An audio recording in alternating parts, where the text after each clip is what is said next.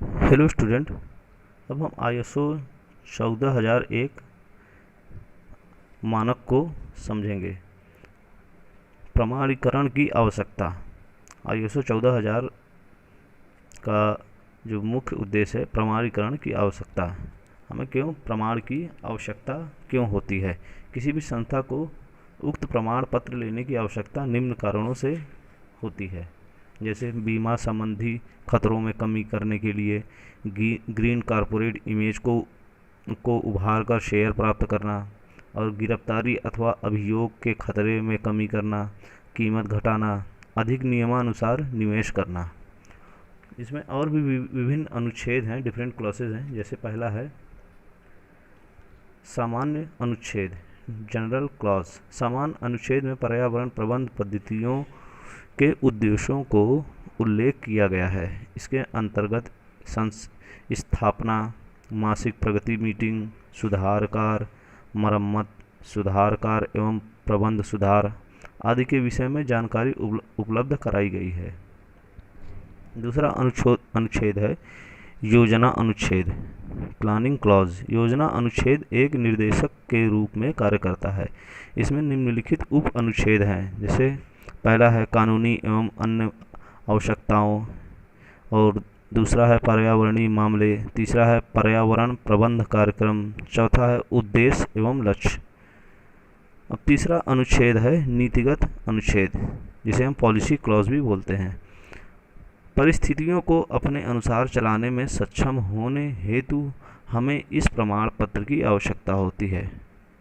इसमें निम्नलिखित संस्थाएं आकर्षित होती हैं, जैसे संस्थान के आसपास का समाज, बीमा कंपनियां, शेयरधारक, कर्मचारी वर्ग, संस्थान उत्पादक के उपभोक्ता, और वित्तीय संस्थाएं जैसे बैंक आदि।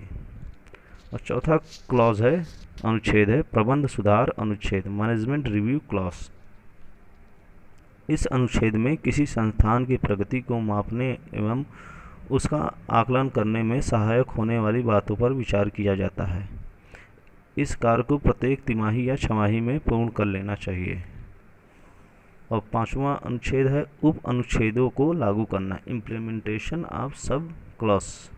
इस कार्य को निम्नलिखित प्रकार से किया जाता है, जैसे पहला है प्रशिक्षण एवं जागरूकता द्वारा, दूसरा है पर्यावरण प्रबंध विधियों के अभिलेखीकरण द्वारा, तीसरा है आकस्मिक घटनाओं हेतु पूर्व तैयारी द्वारा, चौथा है संचालन पर नियंत्रण द्वारा, पांचवा है संप्रेषण द्वारा, छठा है अभिलेखों पर नियंत्रण द्वारा, सातवां है ढांचा एवं जिम्मेदारी द्वारा।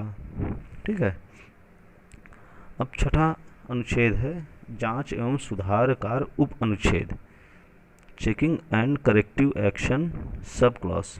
इस उप अनुच्छेद में निम्नलिखित का उल्लेख किया गया है, जैसे पहला है रिकॉर्ड्स अभिलेख, दूसरा है प्रबोधन एवं मापन मॉनिटरिंग एंड मेजरमेंट, तीसरा है पर्यावरण प्रबंध पद्धतियों का लेखा परीक्षण, जिसे हम ऑडिट बोलते हैं, और चौथा है सुधार एवं नियंत्रण कार्यों की जांच करना।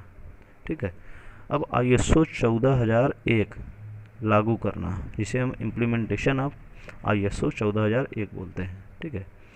14001 को इम्प्लीमेंट कैसे किया जाता है, इसका वर्णन किया गया है।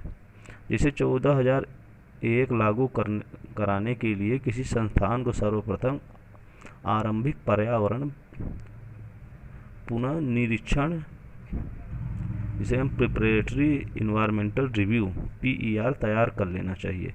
इसके अंतर्गत निम्नलिखित चरण होते हैं, जैसे पहला चरण है पर्यावरण परिस्थितियों का सार्थक मूल्यांकन, evaluation of significant environmental aspect, और दूसरा है वर्तमान पर्यावरणीय उपायों एवं विधियों का परीक्षण, examination of existing environmental practices and procedure, और तीसरा है पूर्ववर्ती घटनाओं का आकलन, और चौथा चरण है नियम एवं कानून का अनुपालन। और यह रिपोर्ट पर्यावरण प्रबंध पद्धति EMS के सभी उज्ज्वलन मुद्दों को उजागर करती है।